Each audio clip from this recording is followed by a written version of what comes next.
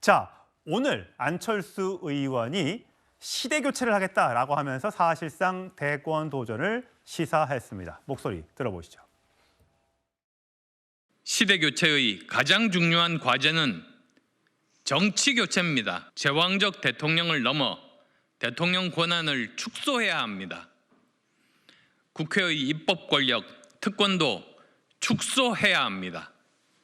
또한 선거법도 함께 개정해야 합니다. 만약 이재명 집권 시대가 열리면 현재 무소불위의 입법 권력에 행정 권력까지 동시에 가지게 된다면 국민들은 무슨 일이 일어날지 모른다는 공포에 휩싸여 있습니다.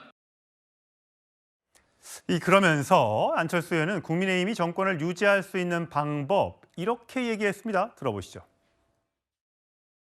강한 의견을 가지신 분들이 중도 보수라든지 중도에서 비록 다른 생각들은 다르더라도 이재명 후보만은 대통령이 되어서는 안 된다는 그 생각만 같다면 다 함께 모여서 50%를 넘기는 그 방법만이 우리가 정권을 계속 유지할 수 있는 방법이다. 예, 최선 평론. 네. 아마 안철수 의원의 생각은 그런 것 같아요. 반 이재명 세력은 다 우리 편으로 모아서 우리가 50%를 넘기면 이재명 대표의 당선은 막을 수 있다. 또 반대로 또 사실 이재명 대표는 반 계엄 세력을 다 모아서 우리가 이겨야 된다. 이렇게 주장하는 것 같아요. 이제 구도 싸움이 이제 시작되는 거죠. 이제 일종의 프레이밍 전쟁이기도 하고, 그러니까 여권의 입장에서는 이재명 대 반 이재명의 구도를 만들겠다.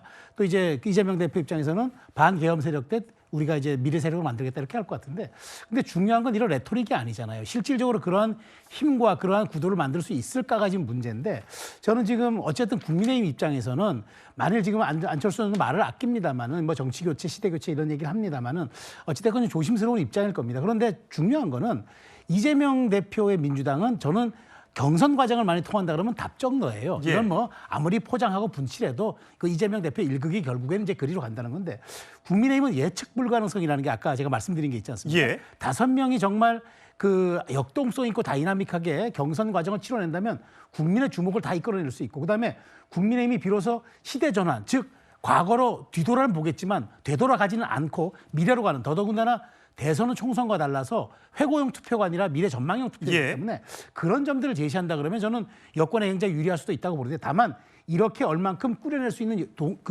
동력을 갖고 있느냐, 이게 관건이 되겠죠. 예, 김진욱 전 대변인. 어쨌든 2월 3주 가장 최신 여론조사를 보면 이재명 대표가 34%로, 물론 30%의 박스권에 갇혀 있다는 얘기를 하는 분들도 계시지만 어쨌든 30%대로 완벽한 1등을 달리고 있습니다. 김문수, 홍준표, 오세훈, 한동훈 9544 정도의 한 자릿수 지지율에 그치고 있습니다. 물론 보수 후보도 단일화가 돼서 누군가 한 명이 선출되면 저거보단 많이 나오겠습니다만 현재로는 이렇단 말이죠.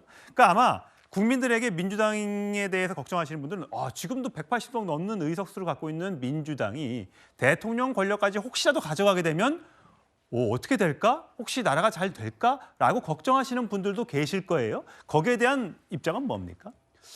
지난 문재인 대통령이 집권하던 시절에 민주당이 180석이 넘는 여대 야소 국면이 있었습니다. 예. 그때 국민들이 공포감을 느끼신 적 있습니까? 아마 느끼시지 못했을 겁니다. 왜?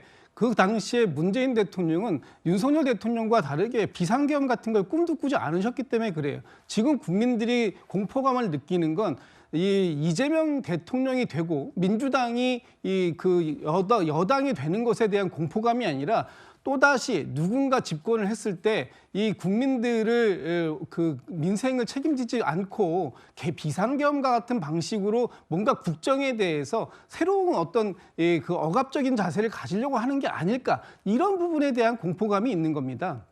민주당에 대해서 걱정하실 필요 없다, 이런 말씀을 드리고, 예. 지금 이재명 대표가 30%대의 박스권이라고 하시지만 오히려 국민의힘의 그 잠룡들이라고 하는 잠재적 대권 주자들이 지금 지난번에 비해서도 떨어지는 이유가 뭘까요? 그거는 개개인이 못나서가 아닙니다. 국민의힘이 취하고 있는 자세, 입장이 결국은 어떤 국민 우선, 중도 방향으로 가가지고 계속해서 확장으로 가고 뭔가 포용해가지고 그 민생을 챙기려고 하는 모습보다는 윤석열 대통령 한 사람을 지키고자 계속해서 극우적 행위들을 하고 있는 이런 부분들이 지금의 국민의힘의 잠재적인 잠룡들에게까지 영향을 미쳐서 예. 이 지지율이 상승되지 않고 있는 그런 부분을 보이고 있다 이렇게 봅니다. 뭐 어쨌든 민주당은 이재명 대표의 독주 체제고요.